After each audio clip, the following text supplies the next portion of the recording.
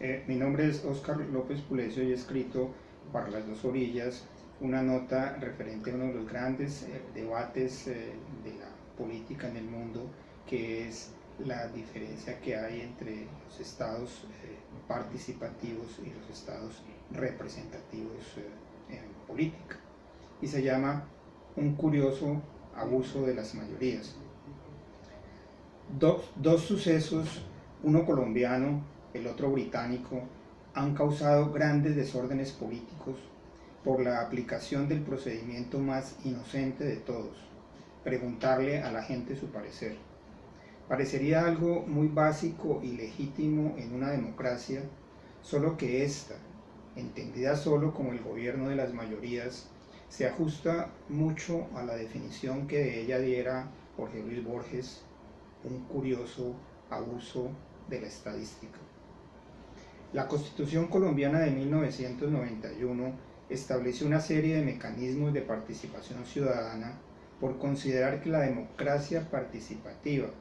alejada de los conciliábulos políticos, era el signo de los tiempos, lo cual es cierto, pero al mismo tiempo fijó una serie de requisitos a esos mecanismos, todos difíciles de cumplir, por considerar que hay otros intereses en juego más allá de la voluntad de las mayorías, como son el equilibrio de poderes y el hecho escueto de que una sociedad no puede lanzar su suerte con frecuencia a cara y sello. Al establecer tanto el referendo constitucional como el plebiscito, la Constitución puso tantas condiciones que cuando se han ensayado cada uno de esos mecanismos no fueron aprobados por los electores. El referendo no solo tiene un procedimiento complejo antes de ser puesto a consideración del electorado, una ley aprobada por el Congreso que establezca con claridad las preguntas que van a formularse, lo cual requiere un mínimo consenso político, sino también que cada una de esas preguntas debe ser aprobada por una cantidad de votos superior a la cuarta parte del censo electoral. De las 15 preguntas que el primer gobierno de Álvaro Uribe Vélez propuso a los colombianos el 25 de octubre del año 2003 y que requerían un umbral de 6 millones de votos, solo fue aprobada una. El plebiscito es un mecanismo más directo, pero con menos posibilidades aún de tener éxito. Lo establece la Constitución, pero lo reglamenta el artículo 7º de la Ley 134 de 1994 como un pronunciamiento del pueblo convocado por el presidente de la República, mediante el cual se apoya o rechaza una determinada decisión del Ejecutivo. Hasta allí, fácil. Pero la ley añade que el umbral del plebiscito es la mayoría del censo electoral, casi de imposible cumplimiento,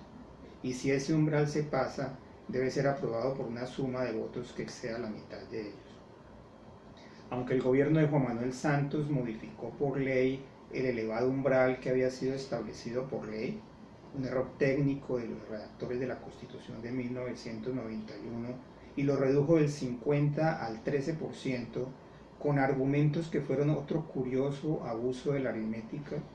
la realidad política desafió tanta imaginación y el 2 de octubre de 2016 el referendo para la aprobación del Acuerdo de La Habana superó ese exiguo umbral, pero fue rechazado por el 50.2% de los electores, 6.377.000 votos, creando una tormenta política sin precedentes. En el Reino Unido, de Gran Bretaña e Irlanda del Norte sucedió algo parecido.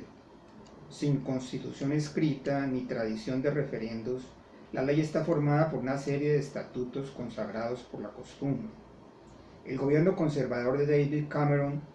cansado de la oposición de su propio partido, que quería una ruptura del Reino Unido con la Unión Europea, logró que el Parlamento aprobara en 2015 la realización de un referendo que se hacía por segunda vez, pues ya en 1975 se había realizado el primero, rechazado por el 67% del electorado. El 23 de junio de 2016 se celebró de nuevo y fue aprobado por el 51.9% de los electores, con 17.410.000 votos, con una participación del 72%.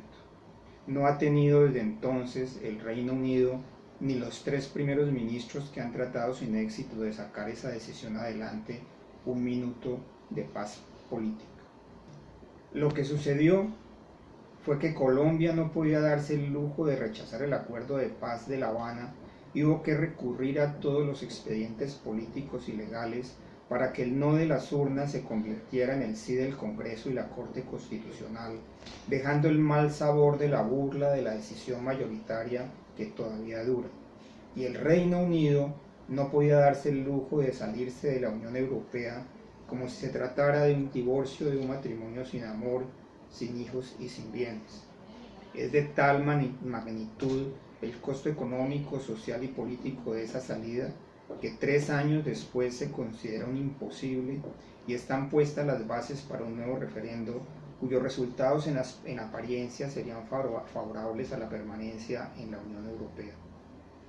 La moraleja es que en estos tiempos gloriosos de la manipulación política hay algo muy perturbador en la idea de que esas consultas directas al electorado, que van a cambiar de modo sustantivo la manera como las sociedades funcionan, se deban decidir por una mayoría simple.